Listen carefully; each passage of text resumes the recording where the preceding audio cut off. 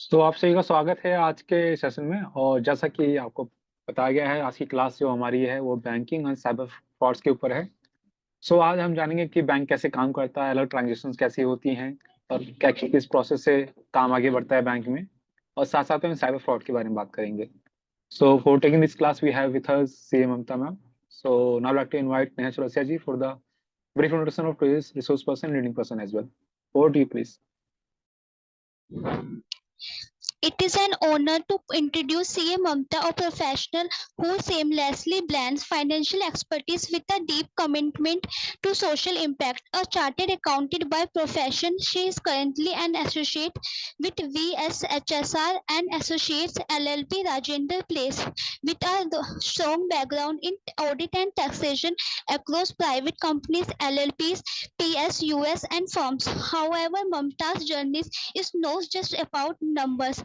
It's about purpose. Her association with Miss Jyotika Kalde, president of Saksham Durga Society, began when she was just 8 years old. Under her mentorship, Mamta evolved from a student to guidance force, inspiring others. As she was once inspired, actively engaged with SRS since its encryption. She was played a key role in its program, using her skills to empower individuals and contribute to societal welfare. Her story is a testament to the power of pervasive mentorship and giving back. Please join me in welcoming CA Mamta. It's a privilege to introduce Miss Jyotika Kalda. She is education Miss Dipti Chawla. She is education professional with a Master of Profession Physiology focus in behavioral science education from CCSU Meerut. She is emotional intelligence trainer and coach. She was 20 years of rich in depth and extensive experience in teaching and mentoring the youth. She exhibits excellent communication in interpersonal problem solving, leadership, and team building skills. She is dedicated and committed to her massive 21st century in today's youth. She was won international award for young people. Currently, Ms. Chawla is associated with Kothari International School, Noida as HOD Social Science Department and actively head. Thank you. Now I'd like to request our resource person to please start the session.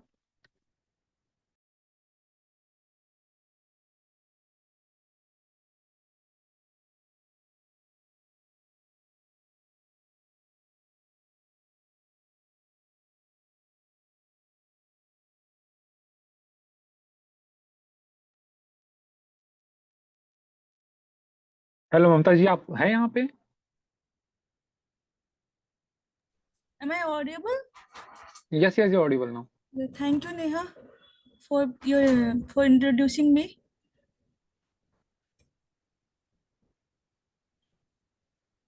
मैं आप लोगों को एक बार PPT share कर देती हूँ, फिर उसके बाद क्लास स्टार्ट करते हैं, ठीक है?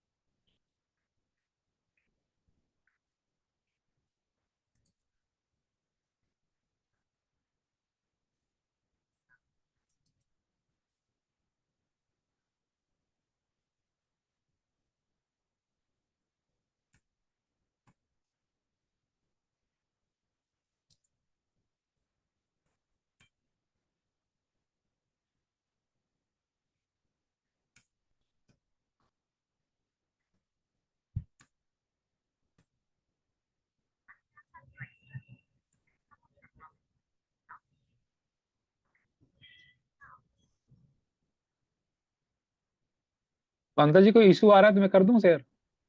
या you can share please. Okay. अभी दिखा क्या? हाँ, दिख गया, आपका दिख गया। प्लीज। Okay okay.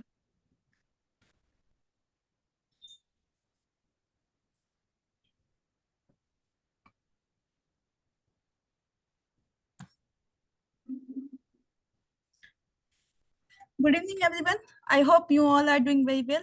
तो स्वागत है फिर से मेरी क्लास में बैंकिंग एंड ऑनलाइन फ्रॉड, जो कि आज मैं लेने वाली हूँ आप सबके साथ। तो आशा करती हूँ आप लोगों को कुछ इनपुट्स दे पाऊँ। तो लेट्स स्टार्ट द क्लास। तो सर, क्योंकि हम लोग अकाउंटिंग की क्लासेस ले रहे हैं तो मॉनेटरी ट्रांजेक्शन का होना स्वाभाविक है। तो अब जो पैसा आया और गया उसको कहीं ना कहीं तो रखना ही पड़ेगा। तो कहाँ रखा जाए? तो बैंक एक सेफर जगह होता है जहाँ पे आप अपनी मनी को सेव करके रख सकते हो। तो banking is nothing, it's like a safe home for your money, जहाँ पे आप अपने मनी को सेव करके रख सकते हैं। क्योंकि बैंक में चोरी होने का डर नहीं है। घर पे चोरी हो सकता है लेकिन घर बैंक में नहीं। अगर हो भी जाए तो इट्स इंश्योर्ड कि आपको आपका पैसा वापस मिल जाएगा। ठीक है। सेकेंडली, यहाँ पे हम अपने मनी को सेफ करते हैं तो उस पे हमको इंटरेस्ट भी मिलता है। फॉर एग्जांपल, जब आप सेविंग अकाउंट में अपना पैसा रखते हैं तो आपको उसके ऊपर कुछ 2-3% का इंटरेस्ट मिलता है। तो when you save money you can earn interest also. It give us cards and apps to spend easily. जैसे ये हमें कार्ड्स देते हैं, डेबिट कार्ड सुना होगा आपने, क्रेडिट कार्ड सुना होगा, जिससे हम अपने खर्चों को इजीली मैनेज कर सके, खर्च करने में हमें दिक्कत ना होए। डिफरेंट डिफरेंट एप्स होते हैं, उनके थ्रू भी हम लोग खर्चा कर सकते हैं। तो ऑल दिस थिंग, साथ ही ये हमें मदद करता है पैसे को लेने में और पैसे को भेजने में। ठीक है। तो लेकिन अगर आपको बैंकिंग ट्रांजेक्शन करनी है तो आपको कैसे आप पार्टिसिपेट करेंगे? कि आपको बैंकिंग करने के लिए आप कैसे उसमें पार्टिसिपेट कर सकते हैं? तो सबसे पहले आपका ना एक अकाउंट होना चाहिए, और अकाउंट उस पर्टिकुलर बैंक। एक सेकंड ना, हाँ हाँ, एक सेकंड, ये कुछ अभी दिख मुझे ना स्क्रीन दिख नहीं रहा। ये स्क्रीन शेयरिंग अभिषेक, अच्छा, हाँ जी, बताइए मैम। ये मुझको स्क्रीन दिख नहीं रहा है, देखना। आप अपने उस पे पीपीटी पे हैं अभी इस समय? हाँ जी। क्या स्क्रीन ब्लैंक है आपकी पूरी तरह से? हाँ, ब्लैंक है, यस। ठीक है, मैं शेयर कर देता हूँ, कोई नहीं। एक सेकंड रुको। आप लोगों को दिख रहा है क्या वैसे मेरा पीपीटी? हाँ, हमें दिख रहा है। Yes, ma'am. Okay okay okay okay, then okay, let's start. हाँ, तो फिर जैसे मैंने बताया कि आपको बैंकिंग ट्रांजैक्शन में पार्टिसिपेट करना है तो कैसे करेंगे आप? तो उसके लिए आपके पास एक अकाउंट होना चाहिए, उस बैंक में होना चाहिए जिसमें आप, जिस बैंक के साथ आप डीलिंग करना चाहते हैं, राइट? तो सबसे पहले आपको एक बैंक अकाउंट खोलना पड़ेगा। तो बैंक अकाउंट खोलने के लिए आपको चूज करना पड़ेगा कि कौन से बैंक में खोलना है और किस टाइप का अकाउंट खुलवाना है। ठीक है। और फिर उसके बाद जैसे वंस यू चूज कि कौन सा बैंक है और कौन से किस टाइप का अकाउंट खुलवाना है, तो उसके बाद आपको अपने डॉक्यूमेंट्स गैदर करने हैं। उन डॉक्यूमेंट्स में आपका बेसिकली आईडी प्रूफ रहेगा, एड्रेस प्रूफ रहेगा, पासपोर्ट साइज फोटो रहेगा, और एक इनिशियल डिपॉजिट रहेगा इफ नीडेड। लाइक किसी किसी बैंक में होता है जीरो बैलेंस में भी अकाउंट खुल जाता है, लेकिन किसी किसी बैंक में मिनिमम बैलेंस चाहिए होता है। जैसे एसबीआई की बात करें तो उसमें 5,000 का मिनिमम बैलेंस है। तो वो मिनिमम जो इनिशियल डिपॉजिट है वो भी आपको चाहिए रहता है। ठीक है। जहां तक प्रूफ ऑफ आइडेंटिटी की बात है तो उसमें आपका पासपोर्ट, आधार कार्ड, ड्राइविंग लाइसेंस, ये सब आ सकता है। जहां तक प्रूफ ऑफ एड्रेस की बात है वहां पे यूटिलिटी बिल, मतलब जैसे इलेक्ट्रिसिटी बिल, वाटर बिल हो गया। Utility bill means rent agreement हो गया, बैंक स्टेटमेंट हो गया फॉर लास्ट, ये लेटेस्ट 3 मंथ्स का होना चाहिए। ठीक है। और पासपोर्ट साइज फोटो तो मैंडेटरी है ही है, और पैन कार्ड। ठीक है। तो ममता, एक चीज बताएं आप जरा। अभी आपने यहाँ पर बात की, जब आप गैदर डॉक्यूमेंट्स की बात कर रही थी उससे पहले आपने कहा कि बैंक एंड अकाउंट टाइप।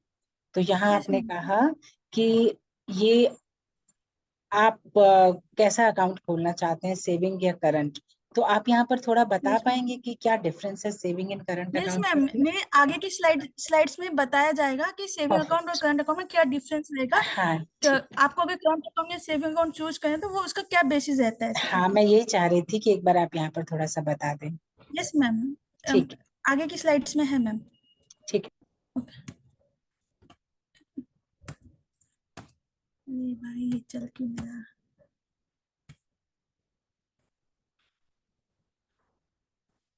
ऐसा कीजिए ना, आप एक बार पीपीटी को स्क्रीन शेयर को ऑफ कीजिए, दोबारा कर लीजिए। नहीं होता मैं ओके करता हूँ फिर।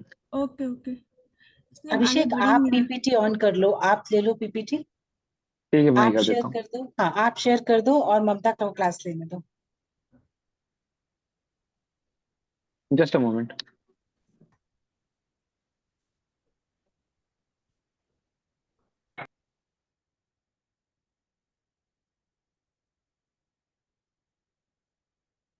आई थिंक सबको विजुअल होगी पीपीटी। हाँ, विजिबल है। ठीक है। अच्छा, आगे सो बढ़ते जाओ। हाँ, ठीक है। ठीक है। उसके बाद आपने जब आप, हाँ यस, आपने चूज कर लिया कि कौन सा बैंक अकाउंट खोलना है और किस टाइप का बैंक, कहाँ पे बैंक को, किस बैंक में अकाउंट खोलना है और किस टाइप के अकाउंट को ओपन करना है। उसके बाद आपने अपने डॉक्यूमेंट गैदर कर लिए। फिर उसके बाद आप क्या करते हैं, अपने बैंक को विजिट करना होता है।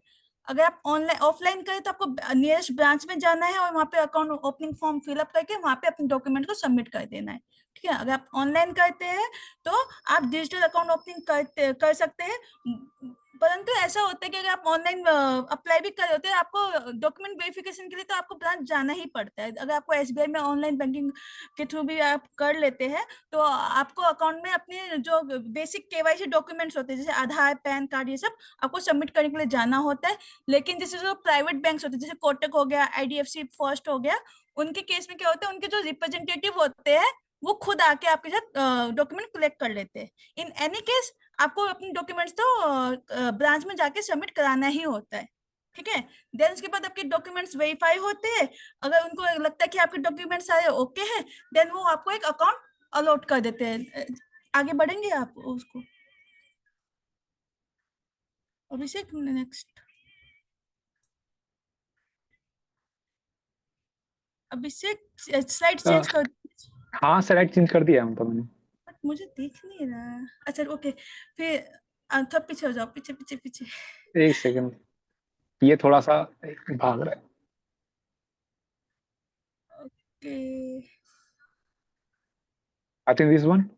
या उसके बाद आपका एक बार डॉक्यूमेंट वेरीफाई हो जाएगा तो आपको अपने अकाउंट डिटेल्स मिल जाएंगी। Bank will provide you bank number, debit card and chequebook if applicable. कभी कभी हम कहते हैं कि हमें चेकबुक नहीं चाहिए तो वो नहीं देते हैं। ठीक है। और साथ ही साथ आपको इंटरनेट बैंकिंग के क्रेडेंशियल्स भी प्रोवाइड कर देंगे। देन उसके बाद अपने अकाउंट्स को स्टार्ट कर सकते हैं। आप अपने मनी को डिपॉजिट करवा सकते हैं, अपनी ट्रांजेक्शन स्टार्ट कर सकते हैं और साथ ही साथ मोबाइल बैंकिंग का भी एक्सेस ले सकते हैं। और अपने जो आपके फाइनेंस है और जो ट्रांजेक्शन है उसको मैनेज कर सकते हैं और ट्रैक कर सकते हैं। ठीक है। अभिषेक आगे बढ़ेंगे। तो जैसे कि मैंने बताया कि ये एक प्रोसेस होता है किसी भी अगर आपको बैंकिंग ट्रांजेक्शन करनी है तो आपका अकाउंट होना चाहिए। तो अकाउंट ओपन करने के क्या स्टेप होते हैं एक मैंने ब्रीफ में आपको बताया। ऑल्दो आप लोग सब समझदार है तो आप लोग कभी ट्राई कीजिएगा जाके खुद अकाउंट ओपन करने का। और इवन आप लोगों का अकाउंट भी होएगा, है ना? सबका, सबके पास अपना अकाउंट नंबर है बैंक में? Yes ma'am. Okay good. तो अभी क्या स्टूडेंट अकाउंट नंबर है या फिर जनरल अकाउंट है? स्टूडेंट। स्टूडेंट है ना, क्योंकि स्कूल वाले ने खुद खोला होगा। जब एक बार आप मेजर बन जाएंगे तो फिर आप खुद जाके अपना खुद का सेविंग अकाउंट या करंट अकाउंट ओपन करना। ठीक है। तो तो जैसे मैंने बताया कि आपको बेसिक टर्म्स जो यूज हुए हैं उस स्लाइड्स में, तो उसमें ये कहता है अकाउंट होल्डर। अकाउंट होल्डर कौन होता है? It is the person who owns and operate a bank account. जो भी उस बैंक अकाउंट को ऑपरेट या ऑन करे that person called bank holder, account holder. ठीक है ना। अब मैं आपको बताती हूँ, जैसे मैंने बताया कि आपको चूज करना पड़ेगा कि किस टाइप का अकाउंट आपको खुलवाना है।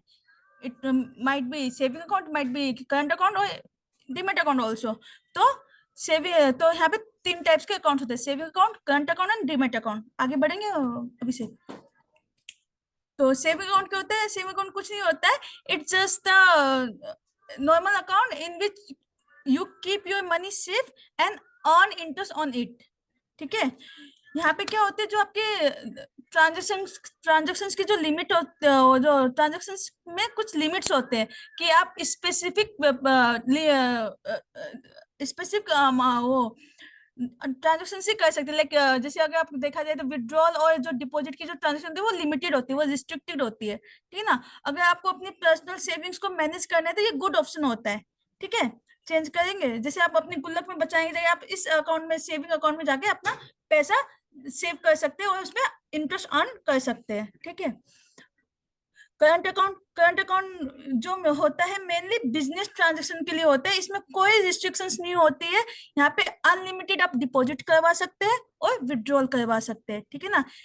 लेकिन जैसे सेविंग अकाउंट में आपको इंटरेस्ट मिलता है, लेकिन करंट अकाउंट में आपको इंटरेस्ट नहीं मिलता है। ये आपको अदर फैसिलिटी प्रोवाइड करा देता है, लाइक ओवरड्राफ्ट फैसिलिटी। जैसे आपके अकाउंट में 5,000 लेकिन आपको फैसिलिटी दे रखी है 10,000 की लिमिट की, तो आप 10,000 निकाल सकते हैं अपने ओवरड्राफ्ट फैसिलिटी के थ्रू, क्योंकि आपको ओवरड्राफ्ट फैसिलिटी दी गई कि आप अपने लिमिट से बियॉन्ड निकाल सकते हैं।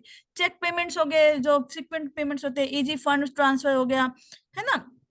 ये क्या करता है आपके बिजनेस को ना, it's making ideal for business and professional who need frequent transaction, जिनकी एकदम फ्रीक्वेंट ट्रांजेक्शंस होती है ना। जैसे बिजनेस में हमें तो चाहिए होता है कि भाई पैसा आ रहा है जा रहा है आ रहा है जाए, तो उसके लिए हम सेविंग अकाउंट नहीं कर सकते, क्योंकि सेविंग अकाउंट में जो ट्रांजेक्शन की जो लिमिट होती है वो रिस्ट्रिक्टेड होती है, लिमिटेड होती है। यहाँ पे अनलिमिटेड आप डिपॉजिट और विड्रॉल करते, तो ऑन दैट बेसिस आपको चूज करना होता है कि आपको करंट अकाउंट लेना है या सेविंग अकाउंट लेना है।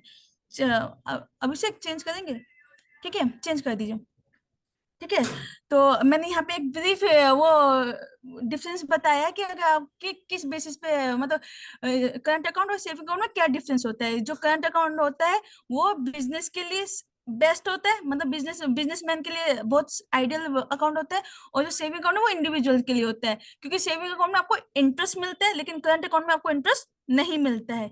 सेविंग अकाउंट में आपकी जो ट्रांजेक्शन लिमिट होती है वो लिमिटेड होती है, और यहाँ पे लिमिटेड नहीं होती। जैसे आपने सुना होगा कि अगर आप जैसे विड्रॉल करते हैं, अगर आप महीने में सिर्फ 5 विड्रॉल से कर सकते हैं एटीएम से, है ना, एसबीआई के। अगर आप विद इन द ब्रांच कर रहे हैं, मतलब SBI ATM to SBI ATM से विड्रॉल करें तो 5 ट्रांजेक्शन कर सकते हैं।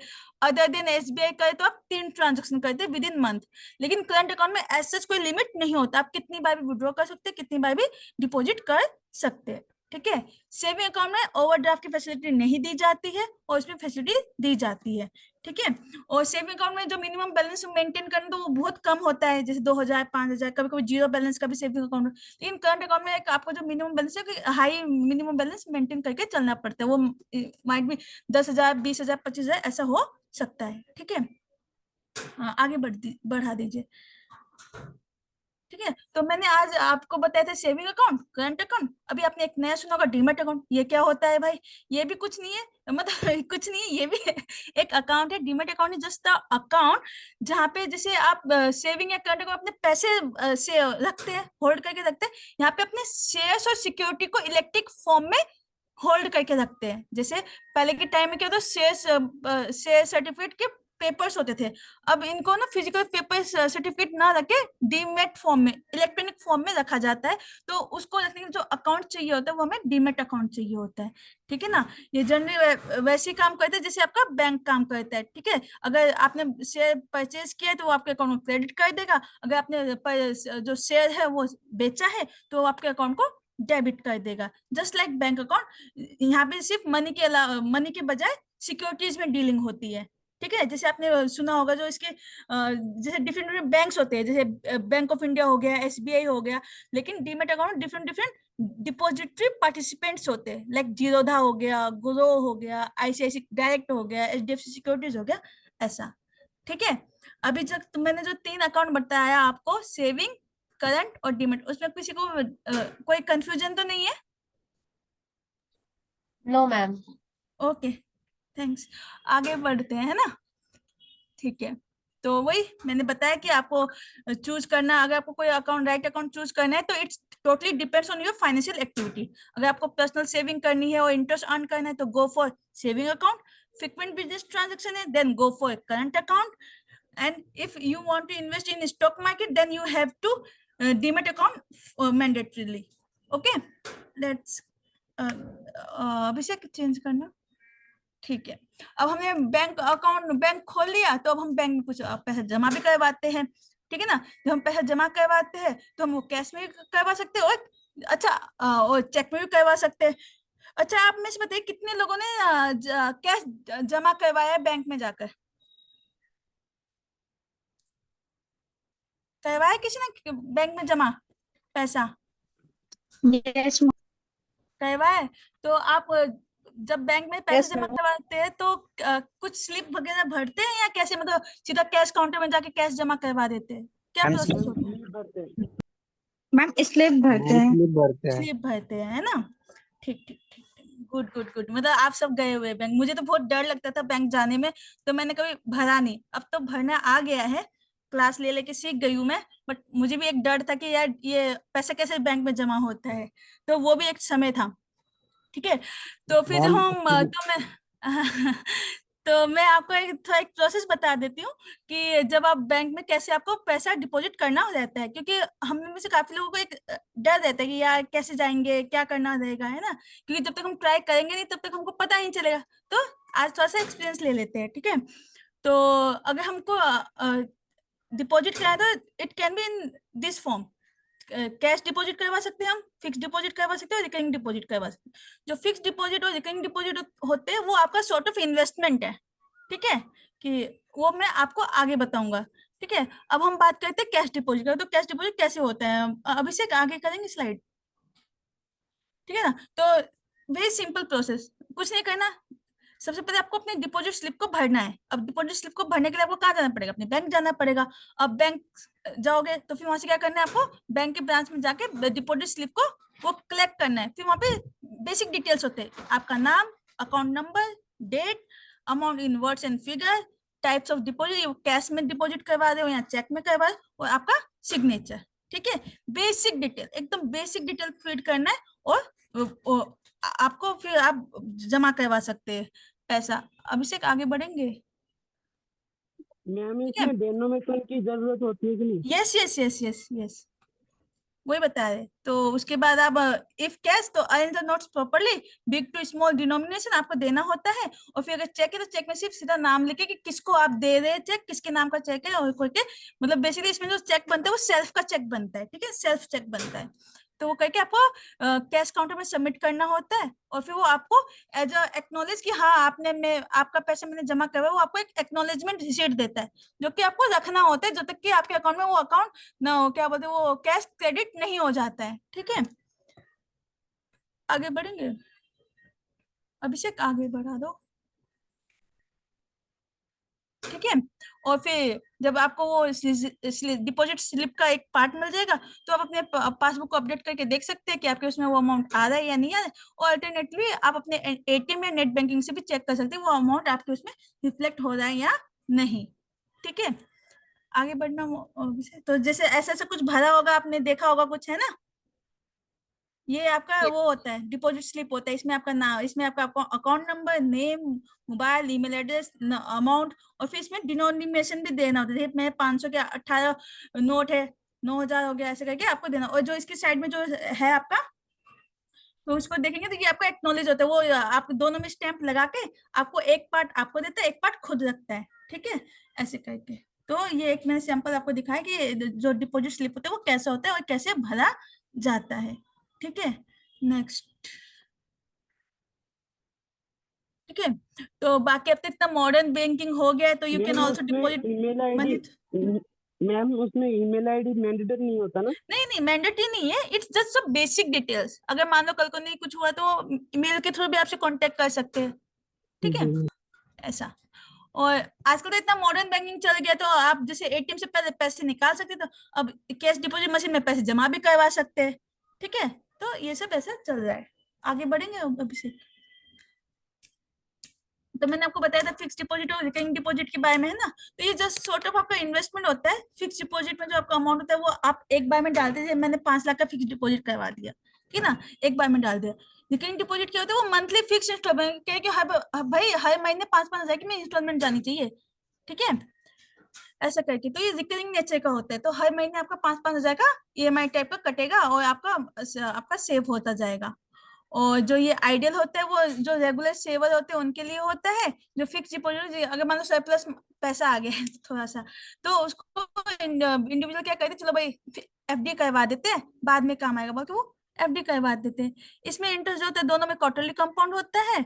और लिक्विडिटी क्या है, ये प्रीमेच्योर करवा सकते हो आप, मतलब पहले, मतलब जैसे फिक्स डिपॉजिट की मान लो आपने 3 साल का फिक्स डिपॉजिट करवाया है, तो उसको आप 3 साल से पहले भी निकाल सकते हो। Premature withdrawal also allowed, but आपको थोड़ा सा पेनल्टी देना होता है वो, ठीक है। तो यही सब चीज है। तो फिक्स डिपॉजिट और recurring deposit just kind of investment, जिसमें आपको फिक्स डिपॉजिट में आप वन टाइम लमसम देते हैं और रिकरिंग डिपॉजिट में आप मंथली इंस्टॉलमेंट देते हैं, ठीक है, रिकरिंग नेचर पे देते हैं मतलब, ठीक है। Any doubts? आपको समझ में आ रहा है ना अभी तक सब? ममता एक चीज बता दो यहाँ यस पर, मैम। हाँ जी, जब हम एफडी कराते हैं या हम आरडी कराते हैं तो हाँ जी। इसमें बेनिफिट किस में ज्यादा होता है, इंटरेस्ट किस में ज्यादा मिलता है? मैम इंटरेस्ट दोनों ही, मतलब जैसे एफडी में थोड़ा कम होता है, रिकरिंग में ज्यादा, कि वो आपका जो रिकरिंग डिपॉजिट में ना आपका जो अमाउंट है वो मंथली बेसिस पे कंपाउंड हो रहा होता है इंटरेस्ट, और फिक्स डिपॉजिट में एक क्वार्टरली बेसिस पे हो रहा होता है। तो उसमें थोड़ा मतलब डिपेंड करता है, अमाउंट्स के ऊपर डिपेंड करता है। अगर आप सेव करना चाहते हो, अगर आपको लमसम जमा करवाना है तो फिक्स डिपॉजिट इज गुड। अगर आपको करने के लिए मेरे पास 1 लाख एक ही बार में 5 लाख नहीं है, तो आप 5-5 हजार या 1-1 हजार की नहीं मंथली नहीं, वो मैं इंस्टॉलमेंट समझ की भी गई, वो मैं समझ कर रही हूँ, सकते हैं। वो मुझे मालूम है। मैं सिर्फ ये बताना बच्चों को ये चाह रही थी कि वो तो हमारे पास मनी की अवेलेबिलिटी हाँ है, जी, अगर हमारे पास पैसा है लमसम तो हम एफडी करा देंगे, नहीं तो हम मंथली उसमें आरडी करा देंगे, ठीक है। हाँ जी, हाँ बट जी, हाँ जी, इंटरेस्ट हमें किस में बेटर मिलता है? Yes ma'am. मतलब आईडी में मिल जाए, अच्छा इंटरेस्ट है ma'am then Thank you. FD.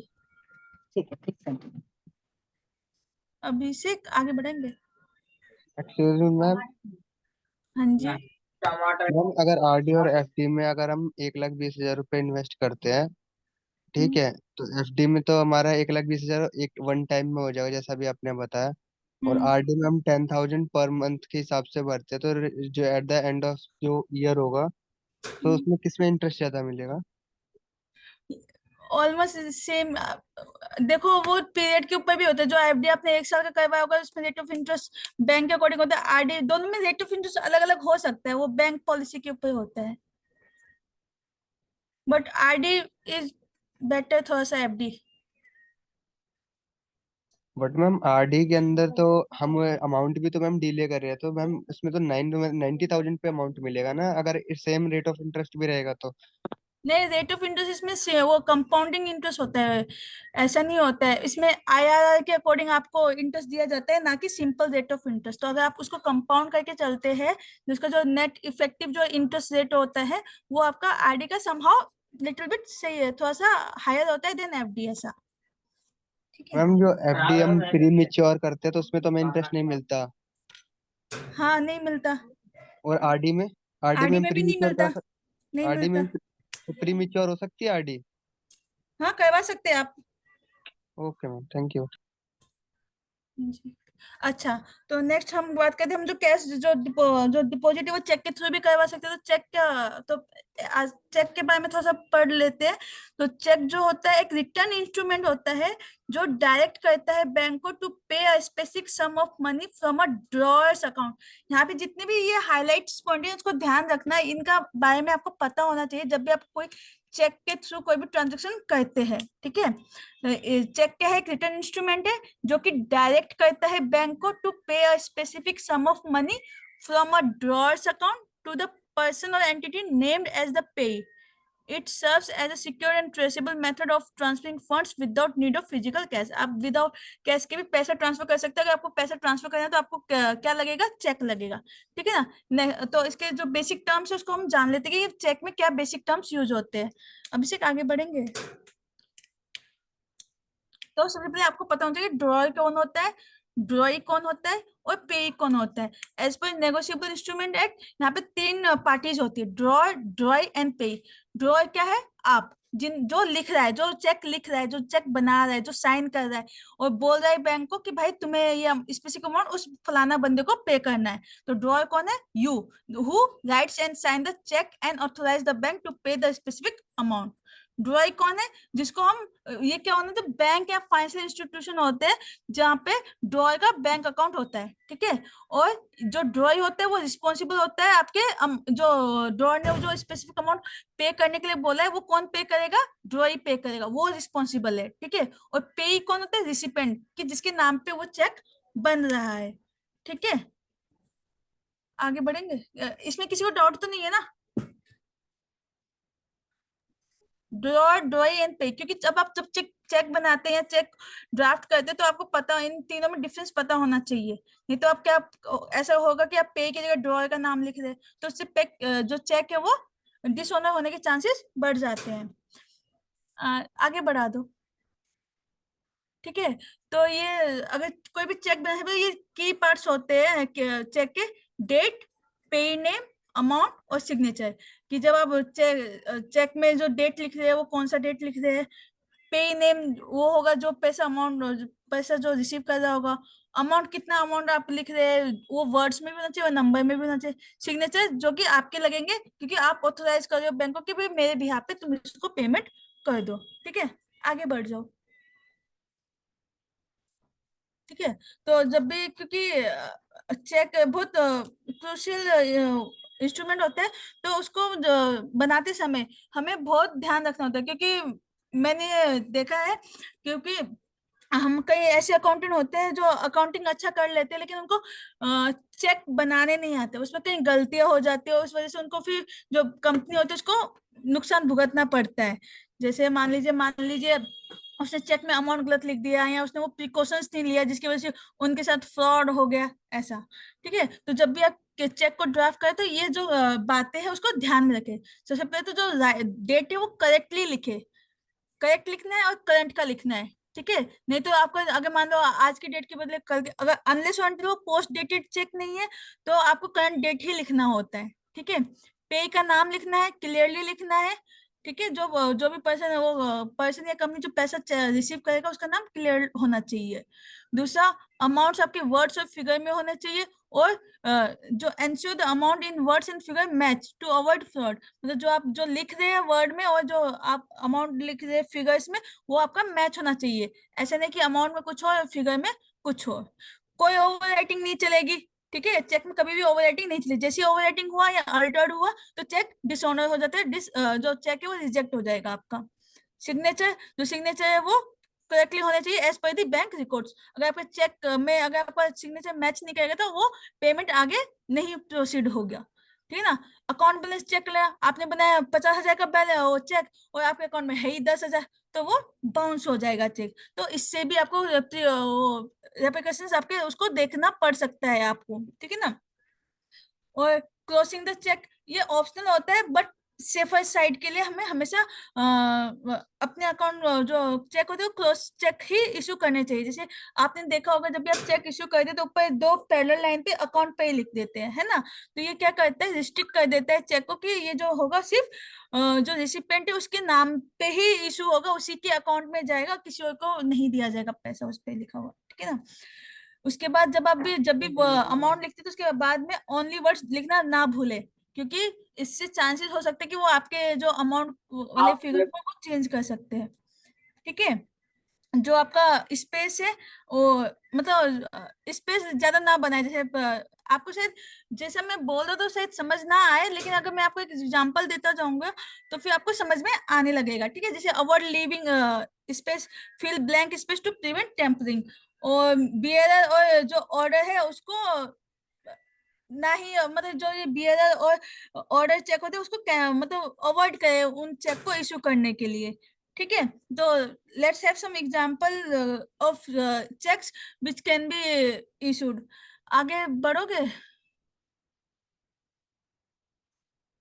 ठीक है, तो ये आपका एक चेक है, तो ये चेक का बेसिक पार्ट है कि डेट और वैलिडिटी होना चाहिए। ठीक है ना, डेट कौन सा है, अमाउंट देख लीजिए यहाँ पे, है ना, आपकी सिग्नेचर होने चाहिए जो कि मैच होने चाहिए आपके बैंक रिकॉर्ड से। आप जो अमाउंट यहाँ पे लिख रहे हैं, अमाउंट इन वर्ड्स और अमाउंट इन फिगर, दोनों ही आपका क्या होना चाहिए, मैच होना चाहिए। जैसे यहाँ पे 10,000 रुपीज ओनली लिखा है और यहाँ पे भी 10,000 इन फिगर ही लिखा हुआ है। ठीक है, और फिर अकाउंट पे का नाम ऊपर साफ साफ शब्दों में लिखा होना चाहिए। ठीक है ना, तो अगर कोई मुझे बताएगा कि यहाँ पे पेई कौन है, जो सेकंड चेक है उसमें पेई कौन है? Joy Johnson. मैम जिसके गुड नेम गुड पर गुड, चेक है। Okay okay okay, good good good. ठीक है, आगे बढ़ेंगे। ठीक है ना, अब मैंने क्यों मैम बोला कि मुझे भाई आपको स्पेसिंग को मैम अवॉइड करना मुझे चाहिए। फिर से जैसे आपने लिखा अंकित शर्मा, अगर आपने स्पेस ज्यादा छोड़ दोगे तो अंकित का अंकिता भी हो सकता है। ठीक है, तो उन सब हेलो त्रुटियों से बचने के लिए मैम। अपने को थोड़ा सा जो स्पेस है उसको अवॉइड करना है। ठीक है, मैम चेक अब में जो जैसे डेट होता हम है वो आंसर करोगे जो आप कुछ बोल रहे हो। हेलो मैम, हाँ चेक जी, में जो डेट होता है वो हाँ जी। कितने टाइम तक रहता है वैलिड? जो चेक होता है वो डिपेंड करता है बैंक के ऊपर। जैसे किसी का 6 मंथ के लिए होता है, कोई 3 मंथ के लिए करता है। जैसे आपने अगर आज के महीने का वो आपने बिल वो चेक इशू किया है तो 3 महीने के लिए वैलिड रहता है। ठीक है, बेसिकली कोई कोई 6 महीने के लिए भी करते हैं, जैसे प्राइवेट बैंक में 6 मंथ का होता है, बट एसबीआई में 3 मंथ का है वैलिडिटी। ठीक है। दूसरा, जैसे मैंने बताया कि आपको जब भी चेक करे तो उसको बियरर या ऑर्डर चेक को अवॉइड ही करें, अकाउंट पे ही चेक करे। तो इससे क्या होता है, आपकी श्योरिटी हो जाती है कि जो मनी जाएगा वो बैंक अकाउंट में ही जाएगा, ना कि किसी और पर्सन के पास। ठीक है, ऐसे। दूसरा, जब भी आप अपना चेक फिलअप करें तो अपना जैसे जैसे आपने अंकित शर्मा लिखा उसके बाद ना ये रनिंग लाइंस जरूर डाले। इससे क्या होगा, कोई भी बंदा आगे नाम या कुछ अमाउंट ऐड नहीं कर पाएगा। ठीक है, जिन्होंने लिखा है ना, दिख रहा है आप सबको, जो थर्ड वाला चेक है उसमें उन्होंने रनिंग लाइंस डाल रखी है, दिख रहा है सबको। Yes yes ma'am. जी मैम। मैम। ओके, ठीक है। आगे तो ये भी क्या होता है, अवॉइड मतलब एक तरीका है अवॉइड करने के कि आपका चेक मिस यूज होने से बचाने के लिए। ठीक है, ठीक इसी प्रकार जैसे आपने लिखा यहाँ पे लिखा, जैसे अंकित शर्मा लिखा 7,000 ओनली लिखा, 7 का लोग क्या बना सकते, 70 भी बना सकते। और अगर आपने ओनली यहाँ पे जैसे वो नहीं लगाया, स्लैश करके डैश नहीं लगाया, तो वो 70,000 को बनाने में को भी उनको टाइम भी नहीं लगेगा और आपका पैसा 7,000 के बजाय 70,000 उनके अकाउंट में क्रेडिट हो जाएगा। ठीक है, तो सही तरीका क्या है कि अंकित शर्मा लिखा गया है, फिर उसके बाद 7,000 ओनली लिखा जाए, और इसके बाद जो 7,000 के बाद देखो हमने वो लगाया ना स्लैश, तो ये क्या करते हैं कि जो इससे क्या होगा, आपको जो अमाउंट है वो मैनिपुलेट नहीं हो पाएगा। ठीक है, तो आगे बढ़ोगे अभिषेक। तो ऐसे करके आप अपने चेक्स को मिसयूज होने से बच सकते हैं, और साथ ही साथ अपने मैम जो इसमें आपका चेक है वो कैपिटल लिखना बाउंस होने से मैंडेटरी होता है क्या? क्या। इसमें मैम कैपिटल में लिखना मैंडेटरी होता है, जैसे कि स्मॉल लेटर में नहीं, लिख सकते कैपिटल हैं? में लिखना मैंडेटरी नहीं है। कैपिटल में लिखने से क्या होता है, वो क्लियर रहता है, क्लियरली दिखता है, इसलिए हम कैपिटल में लिखते हैं।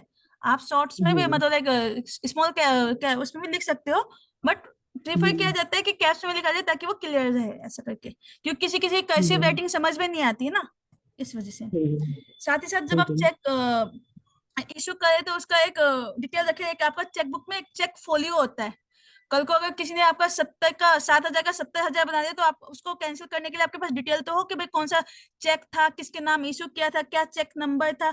अदरवाइज तो आप बैंक को क्या बताएंगे, है ना। तो अपने इट्स साउंड बोरिंग क्या कि तुम अपने चेक का रिकॉर्ड रख रहे हो, बट चेक जब भी आप चेक इशू करो तो उसका एक रिकॉर्ड जो चेक बुक में जो चेक बुक फोलियो होता है उसमें जरूर रखे। इससे आपको अपनी जो चेक की जो मूवमेंट है उसको ट्रैक करने में मदद मिलेगा। ठीक है, आगे बढ़ेंगे। अब जैसे हम इतना चेक चेक चेक चेक कर रहे थे, अब हम टाइप्स ऑफ चेक की बात कर लेते हैं। तो बियरर चेक, ऑर्डर चेक, जैसे मैंने बताया cross cheque, account pay cheque, post dated cheque, stale cheque, ठीक है, self cheque, traveller cheque, blank cheque, there is many kind of cheques. तो हम धीरे धीरे उन सब चेक्स के बारे में पढ़ लेते हैं। आगे बढ़ेंगे। तो बियर चेक क्या होता है, बियर चेक कोई ऐसा चेक होता है जो भी उसको रखा होगा, जो जिसके पास वो चेक होगा वो उसको एनकैश करवा सकता है। ठीक है, उसके कोई अकाउंट होल्डर कोई सिग्नेचर वेरिफिकेशन नहीं चाहिए, कुछ नहीं चाहिए।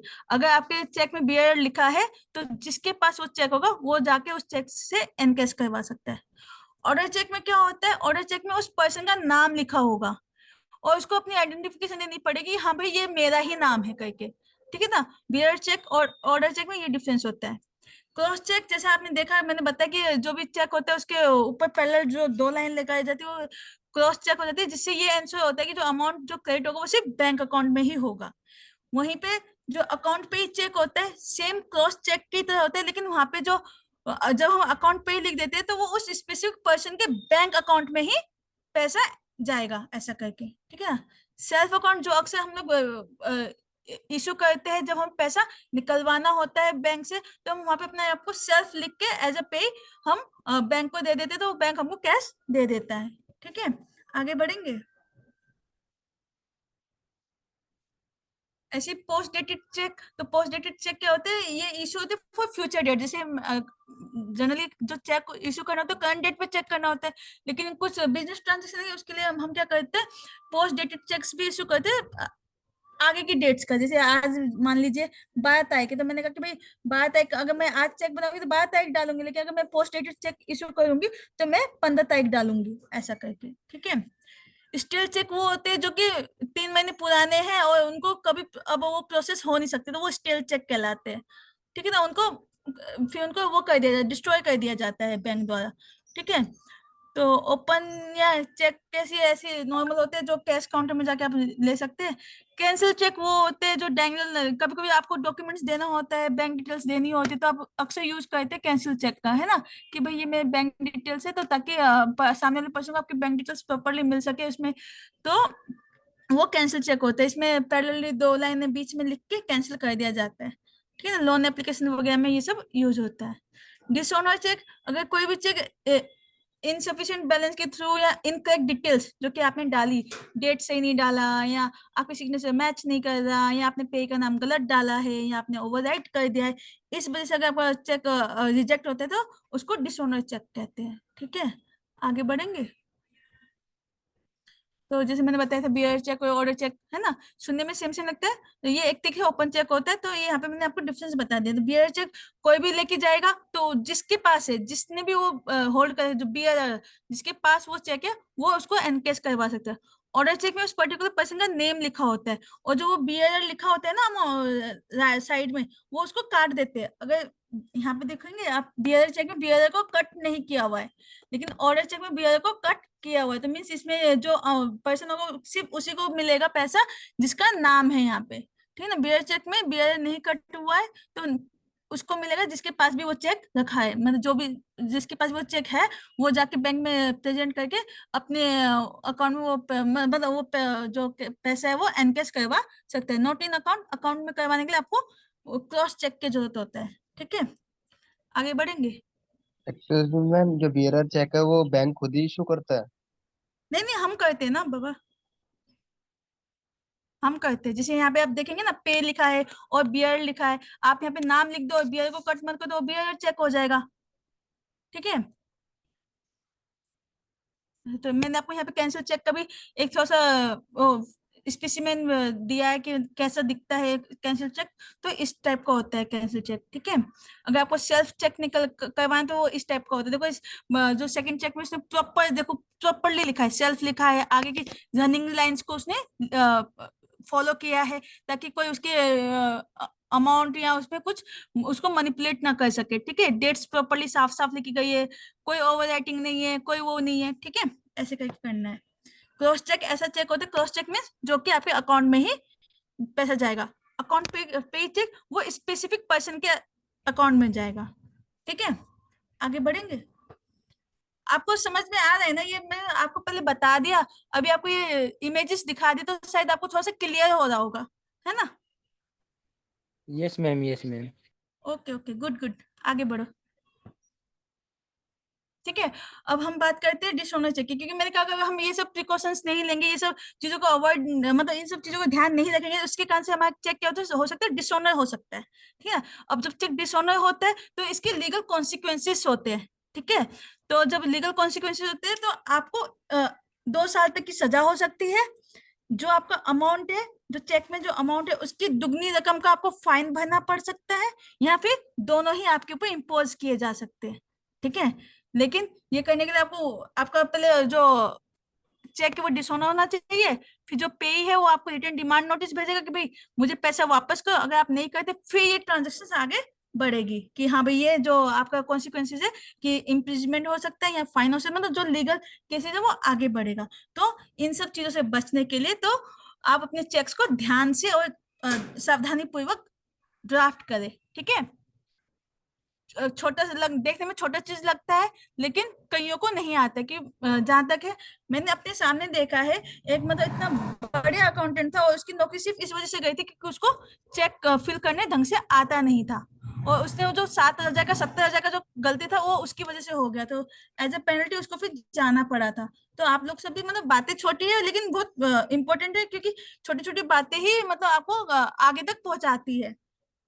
ठीक है, तो हम उम्मीद है कि आप लोगों को थोड़ा सा चेक कैसे फिलअप करते हैं ये सब भरना आगे पता चल गया होगा क्या होता है ना। आगे बढ़ेंगे आप, अभिषेक आगे बढ़ा दो। ठीक है ना। अब तो चेक जैसे अब आजकल क्या हो गया, चेक का ना यूज काफी कम हो गया है, क्योंकि आजकल इंटरनेट बैंकिंग इतना आ गया है, यूपीआई इतना आ गया है ना। क्लिक मतलब क्यूआर स्कैन स्कैन करो और ओटीपी डालो, अपना मोबाइल पिन डालो, आपकी पेमेंट हो जाती है। तो आजकल यूपीआई भी काफी ट्रेंडिंग है, मतलब चेक जिसकी वजह से चेक वगैरह का जो क्या है, जो यूसेज है, जो यूज है, वो थोड़ा थोड़ा कम होता जा रहा है। तो व्हाट इज यूपीआई? तो यूपीआई का जो फुल फॉर्म है वो यूनिफाइड पेमेंट इंटरफेस है, जो कि एक सिस्टम है जो कि एनपीसीआई ने डेवलप किया था। ठीक है ना। ये क्या करता है, आपको अलाउ करता है इंस्टेंटली मनी ट्रांसफर करने के लिए विदाउट मतलब using your mobile without any bank. अगर आपके पास बैंक अकाउंट की डिटेल्स नहीं है तो भी आप मनी ट्रांसफर कर सकते हैं अगर आपके पास मोबाइल नंबर है, क्योंकि ये मोबाइल से कनेक्टेड होता है आपके। ठीक है। तो इसमें क्या होता है, यू की फीचर्स इसके यही कहेंगे कि you don't need to know bank account number. ठीक है, just use a mobile number and UPI ID, you can transfer the money and receive the money. ठीक है ना। It works 24/7 hours. Even in holidays भी ये काम, जब bank बंद होता है तब भी ये काम कर रहा होता है, क्योंकि ऑनलाइन है ना सब कुछ, इस वजह से। You can use it through apps like Google पे, फोन पे, पेटीएम, ये सब काफी देखा होगा आपने, अमेजोन पे, ये सब यूपीआई का ही एक उदाहरण है। ठीक है, आगे बढ़ेंगे। ठीक है, तो अदर बेसिक टर्म्स की शब्द आपने एटीएम सुना होगा, ये वो मशीन होती है जिससे आप कैश विड्रॉ कर सकते हैं और अपने बैलेंस को चेक कर सकते हैं। डेबिट कार्ड होता है, ये कार्ड आप अपना पैसा निकालने के लिए यूज करते हैं ना फ्रॉम बैंक। और क्रेडिट कार्ड होता है, ये भी एक तरह का कार्ड है जो कि कस्टमर को अलाउ करता है to borrow money from a bank up to a certain limit. ठीक है, जैसे जो क्रेडिट कार्ड के लिए जरूरी नहीं है कि आपके पास आपका अकाउंट उसी बैंक में हो, है ना। डेबिट कार्ड के लिए आपको उस बैंक में अकाउंट होना चाहिए, तभी आपका डेबिट कार्ड इशू होगा। जैसे आपका अकाउंट एसबीआई में, तो आपको एसबीआई का डेबिट कार्ड मिलेगा, लेकिन आप चाहो एक्सिस के क्रेडिट कार्ड में काफी आपको वो मिल रहे कैशबैक्स वगैरह या प्रमोशनल ऑफर मिल रहे हैं, तो आप एक्सिस बैंक का भी क्रेडिट कार्ड ले सकते हैं। उसके लिए जरूरी नहीं कि आपको एक्सिस बैंक में अपना अकाउंट खुलवाना पड़े। ठीक है। ठीक इसी प्रकार ओवरड्राफ्ट फैसिलिटी होती है, जो कि बैंक अलाउ करता है एक अकाउंट होल्डर को कि वो अपनी जो उसकी जो जितना उसके अकाउंट में बैलेंस अवेलेबल है उससे ज्यादा एक्सीड कर सके। ठीक है, ऐसा करके आगे बढ़ेंगे। तो एक क्रेडिट कार्ड और ओवरड्राफ्ट में कभी कभी मेरे को काफी कंफ्यूजन हो जाता है, तो मैंने जैसे आपके इन्फॉर्मेशन के लिए क्रेडिट कार्ड और ओवरड्राफ्ट में एक डिफरेंस बताया है कि जो क्रेडिट कार्ड होता है वो बैंक से लिंक नहीं होता है, ओवरड्राफ्ट बैंक से लिंक होता है, क्योंकि ये जो ओवरड्राफ्ट की जो फैसिलिटी होती है वो आपको आपका बैंक प्रोवाइड करता है। ठीक है। इसमें जो क्रेडिट कार्ड में जो इंटरेस्ट लगता है, वो जैसे आपने मान लो आपको मोबाइल खरीदना है, ठीक है ना, तो आपने 50,000 का मोबाइल खरीदा, तो लेकिन अभी पैसे नहीं है, तो आप अगले 30 या 40 दिन में आपका एक पीरियड होता है, ठीक है ना, उसमें अगर आपने पेमेंट कर दिया तो आपको इंटरेस्ट नहीं लगता। लेकिन ओवरड्राफ्ट में क्या होता है, जैसे आपने वो 50,000 की लिमिट ले ली, मान लीजिए आपके अकाउंट में 10,000 थे, लेकिन आपको 50,000 का मोबाइल खरीदना, तो आपने 40,000 एक्स्ट्रा यूज कर लिया ना, तो आपको इमीडिएटली इसमें इंटरेस्ट पे करना पड़ता है। बेसिकली जो क्रेडिट कार्ड में जो इंटरेस्ट ड्यू पे करते हैं वो आफ्टर ड्यू डेट करते हैं, और ओवरड्राफ्ट में इमीडिएटली ही आपका जैसे ही आपने लिमिट यूज किया आपको इंटरेस्ट पे करना पड़ेगा, एक मिनिमम इंटरेस्ट। ठीक है। जो क्रेडिट कार्ड का जो यूज होता है वो शॉपिंग ऑनलाइन पेमेंट्स के लिए किया जाता है, और ओवरड्राफ्ट का जो यूज है वो कैश विड्रॉल या इमरजेंसी फंड में यूज किया जाता है। जो क्रेडिट कार्ड है उसको वो कोई भी यूज देखो पीछे करेंगे वो ठीक है। जो ओवरड्राफ्ट है वो जो फैसिलिटी वो आपका बैंक प्रोवाइड करता है, इसमें कार्ड इशू है आपको वो लिमिट प्रोवाइड करता है। ठीक है, आगे बढ़ेंगे।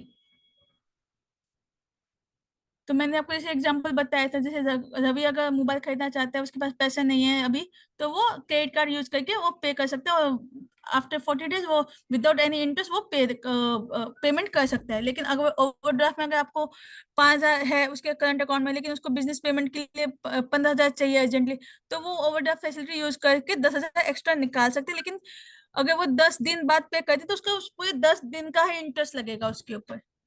ठीक है, तो क्रेडिट कार्ड और ओवरड्राफ्ट में आप कंफ्यूज मत रहिएगा। ठीक है, both are boring facility but it's different. वो आपको बैंक प्रोवाइड करते हैं, वो अदर बैंक प्रोवाइड करते हैं, अदर बैंक प्रोवाइड करवा सकता है। आगे बढ़ेंगे, ठीक है ना। अब क्योंकि इतना ऑनलाइन सब कुछ फ्रॉड, मतलब ऑनलाइन ट्रांजेक्शन इतनी बढ़ गई है, जो बेसिक जो पुराने वो जो फंडामेंटल्स बैंकिंग थी, वो उसका जो है वो काफी धीरे धीरे कम होता जा रहा है। अब सब online banking, net banking, UPI, इन सब में शिफ्ट होते जा रहे हैं। तो उससे क्या हो गया, आपकी जो ऑनलाइन जो साइबर फ्रॉड्स है उसके भी काफी केसेस बढ़ते जा रहे हैं। तो जहां तक मुझे है, आप सब में कभी किसी ना किसी ने कुछ कभी ना कभी एक साइबर फ्रॉड जैसे कुछ ना कुछ तो फेस किया ही होगा। मतलब फ्रॉड नहीं भी हुआ होगा तो फ्रॉड होने से बच गए होंगे आप लोग। तो किसी के पास कोई केस है कि कभी ऐसा हुआ हो कि हाँ भाई मेरे पैसे निकलने से बच गए? हाँ मैम, ऐसा हुआ था? कैसा, क्या था? मैम पहले जैसे मैं फर्स्ट फर्स्ट में जो अकाउंट ओपनिंग किया था, तो हाँ उसके जी। बाद कोई बोल रहा था कि मतलब पैसा नहीं था अकाउंट में। कोई हाँ। बोल रहा था कि 50,000 जाएगा आपके अकाउंट में, तो एक ओटीपी जाएगा, तो ओटीपी बता देना। तो जब वो ओटीपी बताया तो उसके बाद अकाउंट खुला नहीं, बंद हो गया। हम्म। देखो ऐसे ऐसे भी होता है, जैसे मेरे साथ भी एक केस हुआ था। मैंने इंस्टाग्राम से इंस्पायर्ड होके देखा कि बड़ा सस्ता कपड़ा मिल रहा है, तो मैंने परचेज करने के लिए वो कर दिया, अप्लाई कर दिया। जब अप्लाई किया, पेमेंट सब कर दिया, तो उसके बाद तो मेरे पास ऑर्डर ही डिस्पैच नहीं हुआ। तो मेरे साथ भी हुआ है ऐसा करके तो मतलब हर दूसरा तीसरा बंदा कभी ना कभी मतलब इस चीज से तो मतलब फेस करता ही है कि हाँ उसके साथ कुछ ना कुछ हो ही जाता है, या तो हो जाता है या होने से होते होते बच जाता है। तो उन्हीं सबको ध्यान रखते हुए हमें, क्योंकि अगर साइबर फ्रॉड से बचना है तो ध्यान हमें ही रखना होगा, हमें ही प्रिकॉशंस लेने होंगे, हमें ही वो जो सावधानियां है वो बरतनी होंगी। अदरवाइज इसका कोई सॉल्यूशन नहीं है। अगर आप चाहो कि हाँ भाई मैं साइबर क्राइम जो मैं रिपोर्ट कर दूंगा, तो भी आपको रेमेडी ऐसा इतनी जल्दी नहीं मिलेगी। वो खुद कहते कि जब जब मेरे साथ हुआ तो मैंने पूछा कि चलो भाई मैं क्राइम में साइबर उसमें रिपोर्ट कर देती हूँ। तो उन्होंने कहा अरे पेमेंट भी तो आपने अपने मन से किया था, तो मेरा कोई एक्शन हुआ नहीं। ऐसे मेरे पैसे चले गए, वो इतना अमाउंट बड़ा नहीं था बट पैसा तो था। तो प्रिकॉशंस हमारे हाथ में ही है, सावधानी हमें ही बरतनी है। तो उन्हीं सब चीजों को ध्यान में रखते हुए हम जानते कि जो साइबर फ्रॉड वो किस टाइप के हो सकते हैं और हमें क्या क्या सावधानी रखनी पड़ेगी। आगे बढ़ेंगे, तो जैसे आप देखिए कॉमन टाइप्स को साइबर फ्रॉड ये हो गया, जैसे फिशिंग हो गया, जैसे आपके पास फेक ईमेल्स आएंगे और मैसेज आएंगे, वो आपको बोलेंगे अपने बैंक डिटेल्स दे दीजिए, पासवर्ड दे दीजिए या ओटीपी दे दीजिए, बोलेंगे आपका केवाईसी करना है, पेटीएम का केवाईसी करवाना है, तो ओटीपी आएगा तो ओटीपी दे देना। तो दिस इज फिशिंग, वो आपको फंसाते हैं। ठीक है ना, आपने उसमें तो उसमें फंसना नहीं है, जानकारी लेने की भाई केवाई आपका उस हिसाब से। विशिंग हो गया फोन, इसी प्रकार जैसे फिशिंग होता है वैसे विशिंग होता है, उसमें फोन स्कैम होते हैं। आपको कोई कॉल करेगा और बोलेगा कि भाई मैं बैंक से हूँ, तो मैं आपका वो जनरेट करना चाहता हूँ, अकाउंट नंबर आपका ब्लॉक हो गया है, तो वो एक्टिवेट करवाना है, तो ओटीपी दे दिए। तो जैसे आपने ओटीपी दिया तो आपके पैसे गए जो आपके अकाउंट में थे। तो इन सब चीजों से बचना है। ऐसे इस मिसिंग होता है, इसमें एसएमएस स्कैम होता है कि वो बोलता है कि अगर आपने एसएमएस दे देगा, जैसे अभी बीच में काफी चला था कि आपको एसएमएस दे देता है, फिर वो आप लिंक में क्लिक करते हैं तो फिर वो आपका लॉक कर देता है, फिर वो बोलता है कि आपका अनलॉक करवाना है तो आपको इतने पैसे देने पड़ेंगे, फिर आपको वो फंसाते हैं ऐसे करके। फेक दो शॉपिंग वेबसाइट जिसकी शिकायत मैं खुद हुई थी। ठीक है, यूपीआई स्कैम वगैरह भी होते हैं, और ऑनलाइन बैंकिंग फ्रॉड, हैकर्स आपके बैंकिंग लॉगिन वगैरह को चुरा लेते हैं, तो उससे फिर आपके अकाउंट को हैक करके वो निकाल लेते हैं ऐसे करके। तो ऐसे करके काफी कॉमन टाइप्स ऑफ कि साइबर फ्रॉड से जिनसे हमें बचना पड़ेगा, और उसके लिए हमें खुद ही प्रिकॉशंस लेंगे। तो देखते क्या प्रिकॉशंस हम लोग ले सकते हैं, आगे बढ़ेंगे। आगे आगे ये आपके जस्ट उसके लिए है, डिटेल में अगर आप पढ़ना चाहे तो इन सब चीजों को पढ़ सकते हैं। आगे बढ़ जाओ। हाँ, how to stay safe from seven. तो अपना जो पासवर्ड स्ट्रॉन्ग रखे, ये नहीं कि 1 2 3 4 5 6 7 8 इतना इजी, या फिर अपना डेट ऑफ बर्थ कुछ रख दिया, ऐसा नहीं होना चाहिए।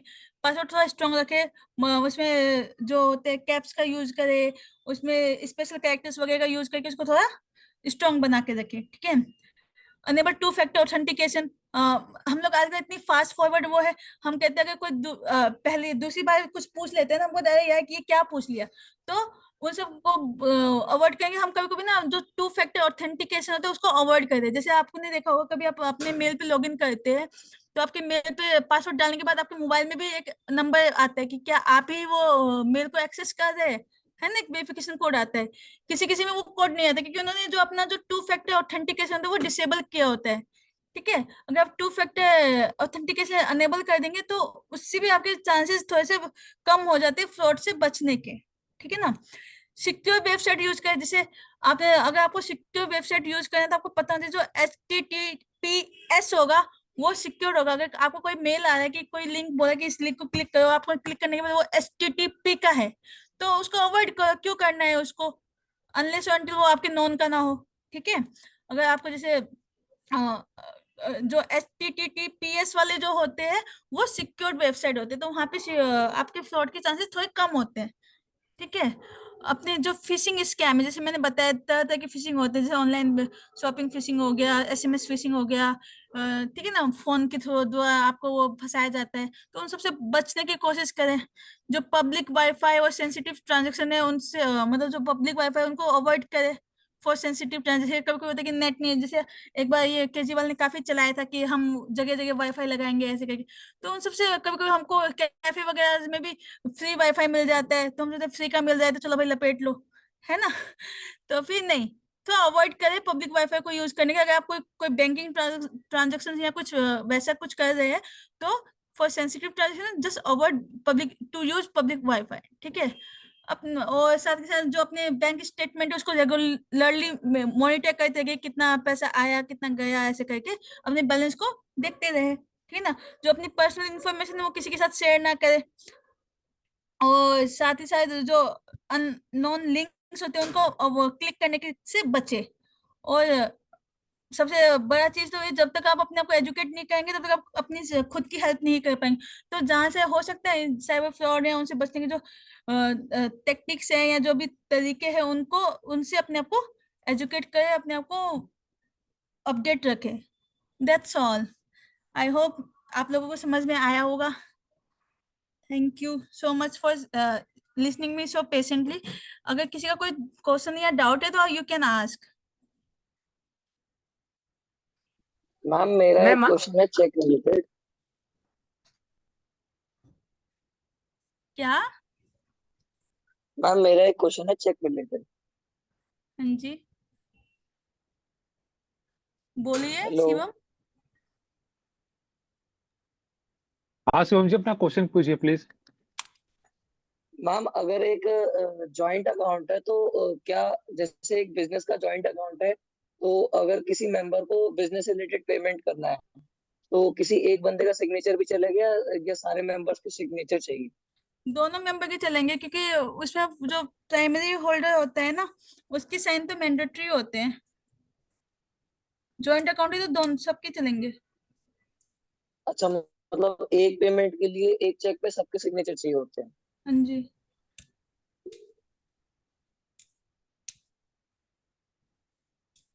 और कुछ किसी का डाउट?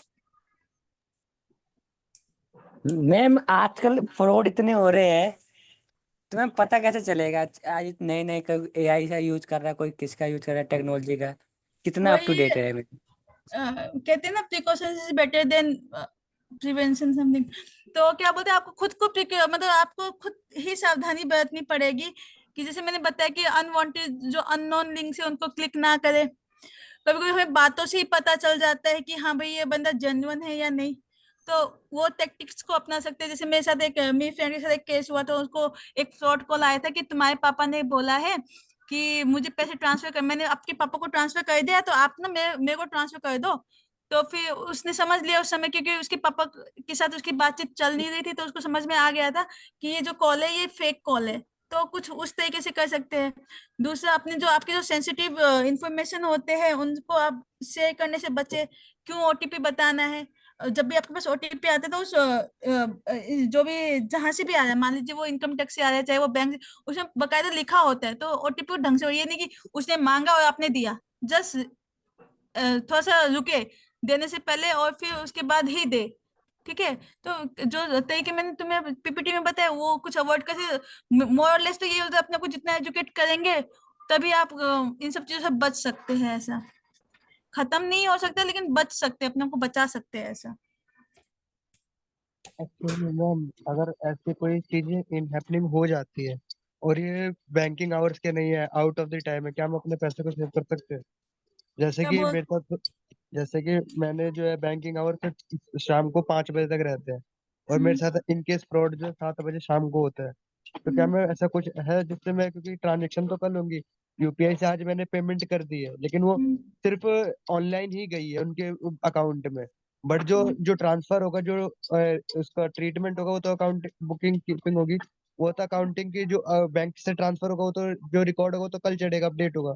उसमें हम हम्म। कोई प्रिकॉशंस कर सकते हैं या फिर कोई ऐसा कोई चीज है?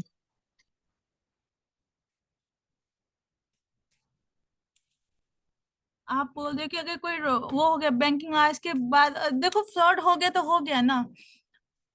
उसके लिए तो आप वही कर सकते हो कि हाँ भाई साइबर क्राइम पे रिपोर्ट कर सकते हो। मैम बट वही तो कह रहा था कि अगर हमसे फ्रॉड हो गया, बट हाँ, मैम वो हम फंड ब्लॉक भी तो करा सकते हैं ना मैम। कल हम जाके, जैसे हमारा बैंक खुलता है 9:15 सुबह 9 बजे या 10 बजे, तो हम जाके अपना फंड ब्लॉक भी तो करा सकते हैं मैम। उससे भी तो एक है कि चांसेस हाँ बन सकते। उससे भी हो जाएगा, लेकिन वही है कि कितने जल्दी आप एक्शन लेते हैं वो डिपेंड करता है, ऐसे करके ना। दीपक, मैं यहाँ पर आपको बताना चाहूंगी, जैसे आप कह रहे हैं कि 5 बजे बैंक बंद हो जाता है, पर जो ऑनलाइन ट्रांजैक्शन होती है वो 24 घंटे चलती है। ठीक है? अगर हम आपने किसी यूपीआई, आपने कहीं कहीं अपना आ, वो बता दिया आपने, या किसी लिंक पर आपने टिक कर दिया, या आपने कोई ओटीपी बता दिया और आपकी ट्रांजैक्शन हो गई और आपको पता चल गया कि ये फ्रॉड है, तो सबसे पहले जब ये ट्रांजैक्शन होती है तो आपके मोबाइल पर एक एक मैसेज आता है। उस मैसेज के नीचे दो चीजें लिखी होती हैं। आप ध्यान से देखिए, एक नंबर दिया होता है कि इतना पैसा आपके बैंक से निकला है, अगर आपने किया है तो ठीक है, नहीं तो आप इस नंबर पर कॉल कर दीजिए। समझ रहे हैं आप? और एक वहां पर वेबसाइट भी दी होती है उस मैसेज के नीचे। तो हमें इमीडिएटली वहां पर अपनी, अगर हम चाहते हैं कि इमीडिएट एक्शन बैंक ले, तो इमीडिएटली हमें वहां पर कॉल करनी है, या हमें वहां पर जाकर उस वेबसाइट पर ईमेल डालनी है। आप ध्यान रखिएगा, कभी भी आप देखिए, जब आप ऑनलाइन ट्रांजैक्शन करते हैं तो आपके पास जो मैसेज आता है कि आपके बैंक से इतना पैसा डिडक्ट हुआ है, उसके नीचे ये एक नंबर लिखा हुआ आता है, और एक वेबसाइट, एक और भी एक चीज होती है वहां पर, ये लिखी हुई आती है। आप ध्यान से देखें तो आप उसी वक्त इसका इस्तेमाल करें, एक्शन ले यहाँ पर, तो इमीडिएटली एक्शन लिया जा सकता है, बैंक आपको उसी वक्त प्रोटेक्शन देगा। मैम यस अगर मैम। मगर ओके। अगर हमारा फोन हैक हो जाए तो फिर? नहीं, उसको मैं तो फोन हैक की बात नहीं कर रही हूँ, अभी मैंने हाँ, आपको केवल ये बताया है कि ये दीपक जो पूछ रहे थे, इमीडिएटली आप वहां पर कर सकते हैं, ये नंबर आता है वहां पर और आप मैम ऐसा कर सकते मैं हैं। इसी हाँ में जी। मैम क्वेश्चन में कह रहा हूँ, जैसे अगर मैसेज कह रहे हो तो उसी में अगर हमारा फोन हैक हो जाए तो फिर हम क्या कैसे कर सकते हैं? फोन हैक हो जाता है, एक बार ऐसा मैम भी मैं आंसर किसी ने करूँ इस बताया क्वेश्चन था। को? हाँ, बताइए प्लीज।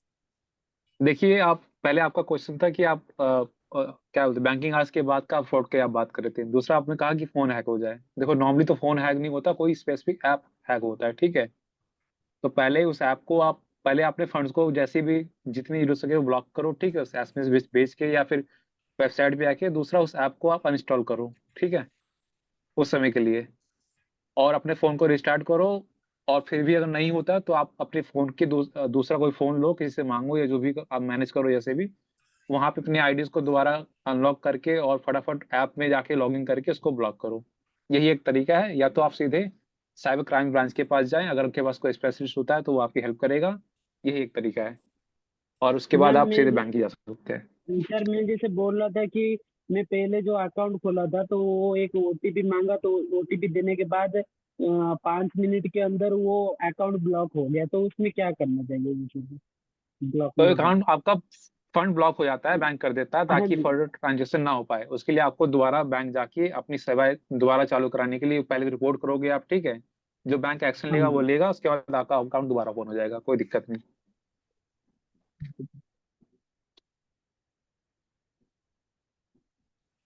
Any other question? किसी का कोई क्वेश्चन तो पूछ लीजिए प्लीज। Yes ma'am. बताइए। हेलो मैम, आपसे एक क्वेश्चन है। हाँ जी। Like if I open an account online, they how can I close it online later? Online account बंद करवाने का कह रहे हैं आप? Yes yes. नहीं, आपको ब्रांच ही विजिट करना पड़ेगा। कहने के लिए होती है कि हम सुविधाएं देते हैं, बट क्लोज ब्रांच विजिट के थ्रू ही होता है। ओके मैम, थैंक जी।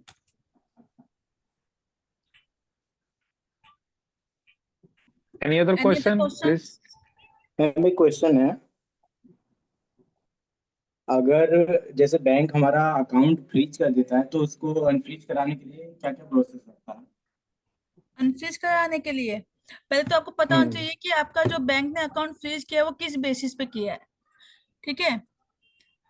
अगर जैसे फ्रीज में भी दो होते हैं, एक डोरमेंट अकाउंट होता है, एक नॉर्मल फ्रीज होता है कि आपको वो जैसे अगर आपने कोई 3 महीने तक कोई ट्रांजेक्शन नहीं करते तो बैंक ऑटोमेटिकली आपका जो अकाउंट है वो डोरमेंट अकाउंट में तब्दील कर देता है। ठीक है। तो उस केसेस में भी आप अपने उसमें अकाउंट एक्टिविटी नहीं कर पाते, आपको जाना पड़ता है, अपना केवाईसी करवाना पड़ता है और कुछ अमाउंट की ट्रांजेक्शन करनी पड़ती है, मतलब डिपॉजिट और विड्रॉल करना पड़ता है। देन ही आपको वो डोरमेंट अकाउंट से एक्टिवेट अकाउंट में जाता है। दूसरा फ्रीज, वो दूसरी हो सकता है किसी मतलब पूछना पड़ेगा कि आपने फ्रीज का क्या रीजन है। मान लीजिए अगर किसी ओवर ड्यू की वजह से आपका अकाउंट फ्रीज किया कि आपको कुछ पेमेंट करना है और आपने वो पेमेंट नहीं कर दिया, तो उस वजह से आपका अकाउंट फ्रीज है, तो आपको पहले वो पेमेंट रिलीज करनी पड़ेगी, तो ही आपका जो फ्रीज अकाउंट है वो अनफ्रीज करके वो एक्टिव फॉर्म में आएगा। दूसरा चीज ये हो सकता है कि जो आपका फ्रीज हुआ है वो किसी डिपार्टमेंट ने करवाया है। जैसे मान लीजिए आपका जीएसटी का अकाउंट अमाउंट पे करना था और आपने पे नहीं किया, जस्ट इन केस एक एग्जांपल दे रही हूँ, तो डिपार्टमेंट ने ऑर्डर दिया कि अकाउंट फ्रीज होगा, तो उस केस में आपको पहले डिपार्टमेंट के या कोई भी जो रेवेन्यू अथॉरिटी है उसके पास जाके अपने जितने भी ड्यूज वगैरह क्लियर करके आपको वहां से अनफ्रीज का ऑर्डर लेके आना पड़ेगा, तब जाके वो अनफ्रीज होगा। तो इट्स डिपेंड कि आपका जो फ्रीज है वो किस रीजन से हुआ है। ठीक है। अगर वो डोरमेंट की वजह से हुआ है तो आप अपना अकाउंट में जाइए, केवाईसी करवाइए, ट्रांजेक्शन कीजिए, अकाउंट ओपन हो जाएगा, मतलब अनफ्रीज हो जाएगा। अगर वो फ्रीज किसी गवर्नमेंट ऑर्डर की वजह से हुआ है तो पहले वो गवर्नमेंट ऑर्डर को आपको फॉलो करना पड़ेगा, देन उसके बाद आपका अनफ्रीज हो जाएगा। ठीक है। Okay ma'am. ओके। तो ठीक है, सेशन ही खत्म करते हैं Abhishek. Okay, so thank you Mamta ji for taking such an amazing session, and काफी प्रैक्टिकली आपने समझाया अलग अलग इमेजेस शो करके चेक कैसे क्या यूज करते हैं और फ्रॉड का क्या हिसाब किताब है, कैसे हम बच सकते हैं। सो थैंक यू। एंड नाउ आपसे भी रिक्वेस्ट करूंगा कि अपने कैमरा सुन लीजिए ताकि हम ग्रुप के लिए फोटो ले सकें रिकॉर्ड पर्पस के लिए।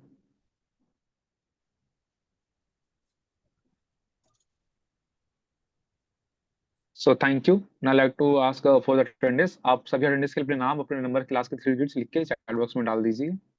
और अब हम चलते हैं हमारी लीडिंग पर्सन की ओर, मिस दीप्ति चावला मैम, जो कि जनरल सेक्रेटरी हैं सक्षम भारती की और हमारे सोसाइटी की भी टीम मेंबर हैं। सो हम उनकी ओर रिमार्क्स के लिए आगे बढ़ते हैं। Over to you ma'am please. Thank you, Abhishek, and thank you, Neha, for introducing me.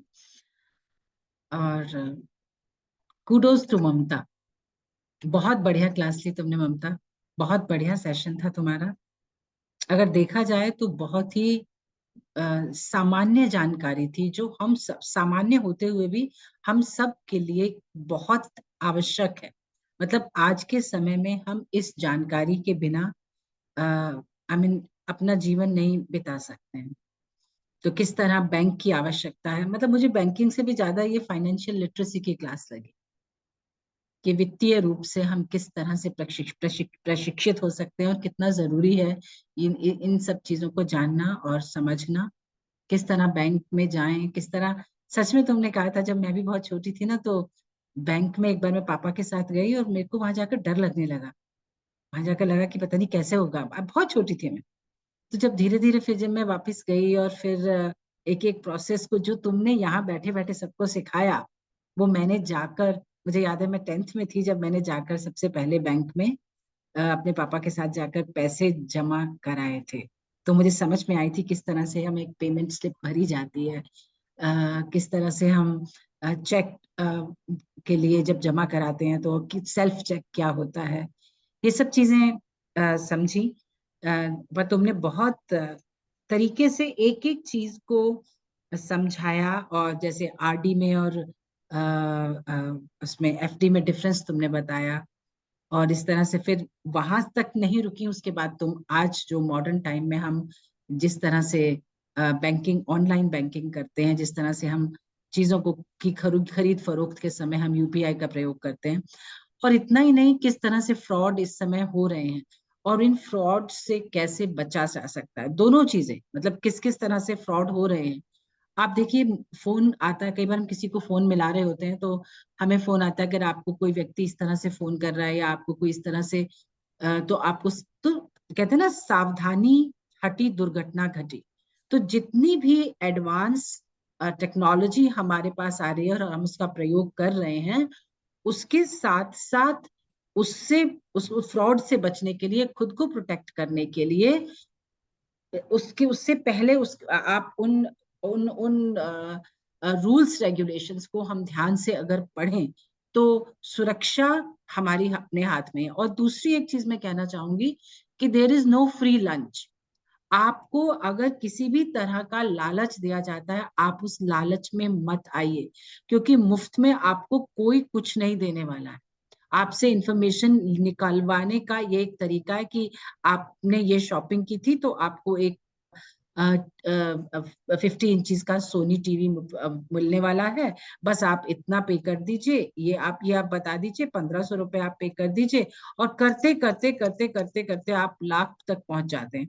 और दूसरा, अभी हम बता रहे थे कि साइबर जो स्टेशंस होते हैं, पुलिस स्टेशंस होते हैं, अगर आप वहां भी जाते हैं तो एक बार ऐसे हमारे फ्रेंड का कुछ हुआ था, तो 1 लाख रुपया उन्होंने यूपीआई के थ्रू उनका चला गया, तो हम उनके साथ गए वहां पर। तो वहां पर भी उन्होंने कहा, मैडम ऑनलाइन ये सब चीजें आप करिए और ऑनलाइन कीजिए, यहाँ पर हम आपकी कंप्लेंट तब लेंगे जब वो 5 लाख को क्रॉस करेगी। ऑलराइट, ये नोएडा की बात है। तो मैं आपको ये कहना बस चाहूंगी कि जितनी तरह से फ्रॉड हो सकता है, वो स्लाइड में भी ममता ने बहुत सारी चीजें बताई, और किस तरह से हम खुद को प्रोटेक्ट कर सकते हैं वो भी बताया। इन सब चीजों को ध्यान में रखते हुए, किस तरह से हम मॉडर्न टेक्नोलॉजी को यूज करते हुए खुद को सुरक्षित रखते हुए बैंकिंग कर सकते हैं, ऑनलाइन बैंकिंग कर सकते हैं, ये सिखाने के लिए ममता बहुत बहुत धन्यवाद आपका। और बहुत ही इंटरेस्टिंग क्लास थी। Thank you so much Mamta. Thank you so much ma'am. So thank you ma'am for your comments.